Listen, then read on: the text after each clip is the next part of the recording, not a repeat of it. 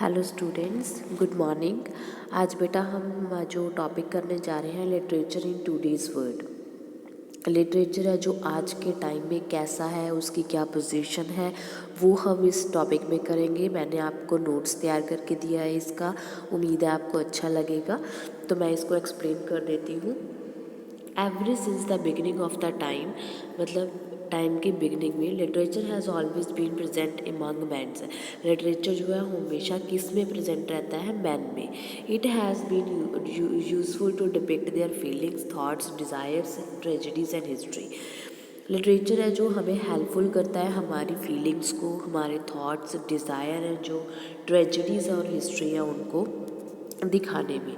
Before the technology advancements and the benefit that we use today for entertainment और learning exist, technology advancement या फिर benefits जो आज हम यूज़ करते हैं एंटरटेनमेंट और लर्निंग के लिए, उनके आने से पहले learning was in one way or another completely tied in with literature।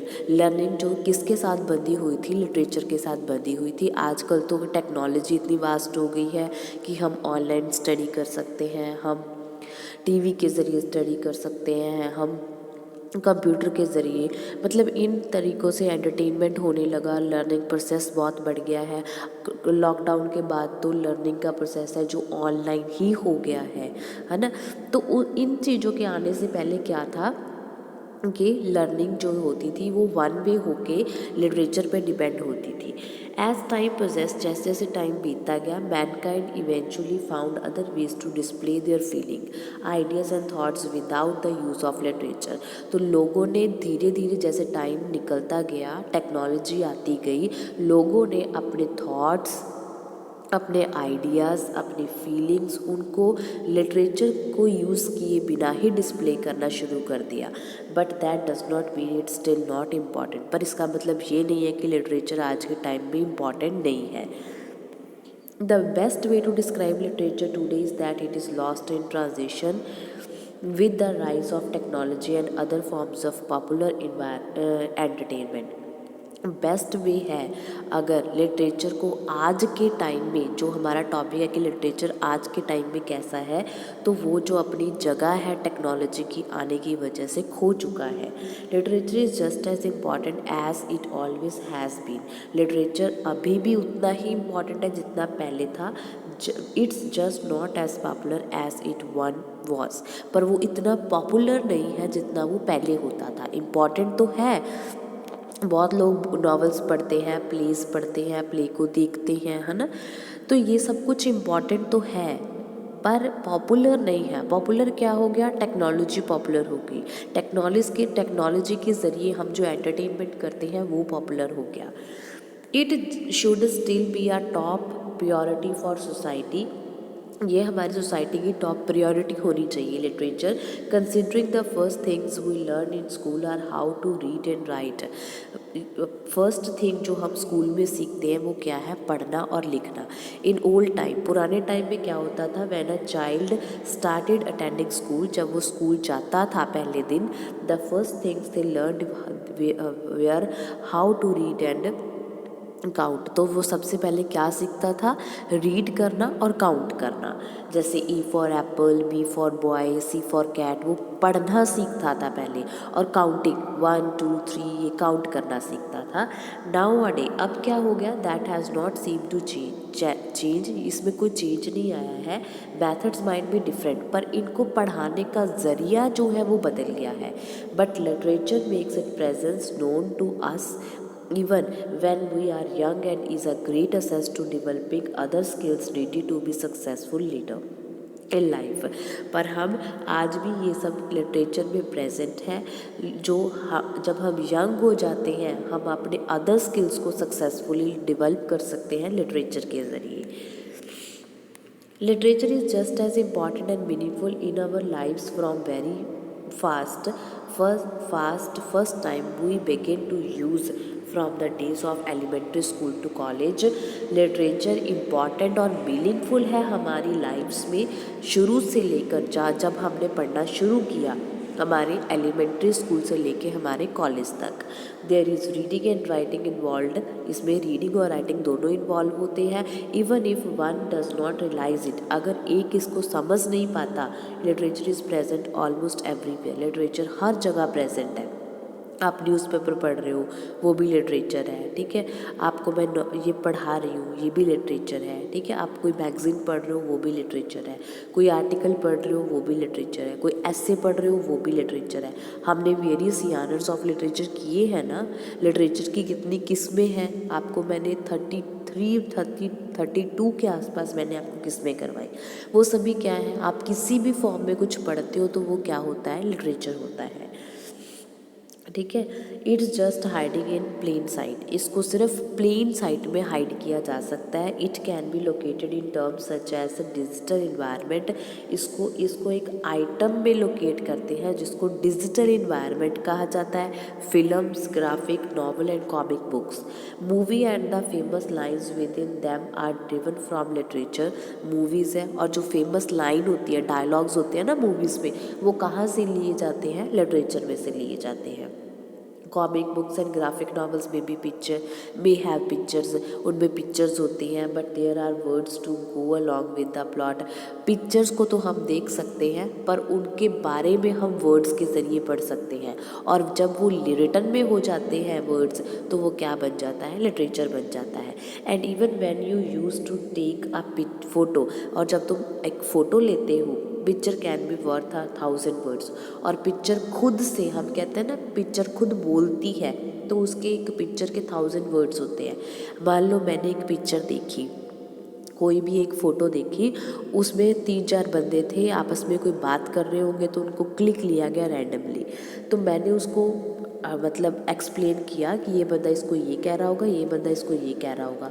कोई दूसरा उसको देखेगा तो वो बोलेगा नहीं ये इसको ये कह रहा है, नहीं ये इसको ये कह रहा है। मतलब हर एक देखने वाले की जो इंटरप्रिटेशन होती है वो अलग अलग होती है। इसीलिए कहते हैं ना कि एक पिक्चर के, एक फ़ोटो के बहुत सारे वर्ड्स होते हैं, 1000 वर्ड्स होते हैं, जिनमें हम उस पिक्चर को एक्सप्लेन कर सकते हैं। तो वो क्या है, लिटरेचर है। Any individual that believes they don't experience though literature in their lives need to realize that books and essay are not its only limitation. अगर कोई बंदा ये बिलीव करता है कि मैंने आज तक लिटरेचर पढ़ा ही नहीं, तो इसका मतलब ये है कि उसको रियलाइज़ करना चाहिए कि जो वो बुक ऐसे पढ़ता है वो कोई लिमिटेशंस नहीं है। When you attend a play, जब तुम एक प्ले अटेंड करते हो, सच एज जैसे कि हैमलेट हो गया, यू आर एक्सपीरियंसिंग लिटरेचर, आपको लिटरेचर का एक्सपीरियंस हो जाएगा। If you read a Batman comic book, अगर आप बैटमैन की कॉमिक बुक पढ़ते हो, you are taking in literature, तो आप लिटरेचर ही पढ़ रहे हो। If you go to the theatres and watch a Harry Potter movie, अगर तुम थिएटर में गए, हैरी पॉटर की मूवीज़ देखते हो, literature is related to the film at hand, तो जो आप मूवी देख रहे हो वो भी क्या है, लिटरेचर ही है। If you take a picture of a typical downtown setting, literature is helping tell the story from what the viewer's eyes can see. अगर आपने एक टिपिकल टाउन सेटिंग की एक पिक्चर देखी है, तो लिटरेचर हेल्प करता है कि व्यूअर जो देख रहा है वो एक्चुअल में क्या देख रहा है। Literature does exist everywhere, literature हर जगह है।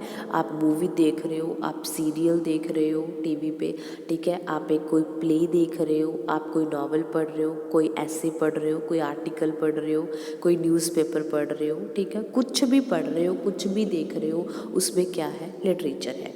But it does not influence individuals as much as it does in past, पर आज के टाइम में वो बंदों को इतना इन्फ्लुएंस नहीं करती जितना पहले करती थी। In order to understand how important literature is a modern time, and ये बात अंडरस्टैंड करना कि आज के टाइम में लिटरेचर इम्पॉर्टेंट है, we must also understand how it has taken a huge drop in terms of daily importance. तो हमें ये समझना सबसे पहले ज़रूरी होगा कि इसने जो ह्यूज ड्रॉप है इस टर्म की डेली इम्पॉर्टेंस, वो कैसे खोई।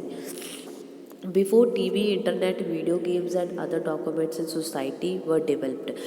टीवी आने से पहले, वीडियो गेम आने से पहले, कंप्यूटर, लैपटॉप, इंटरनेट आने से पहले The form of entertainment were as such but not limited to storytelling, reading and plays. तो उससे पहले एंटरटेनमेंट का सोर्स क्या होता था?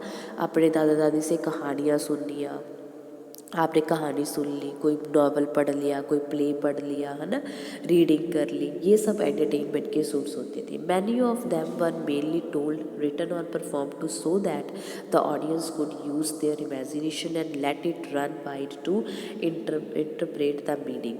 तो उसमें से कई ऐसे होते थे जो कि स्टोरी को सुनाते थे, परफॉर्म करते थे ऑडियंस के सामने, ताकि उनकी जो इमेजिनेशन है वो यूज़ हो सके और लोग उसका मीनिंग ढूंढ सके.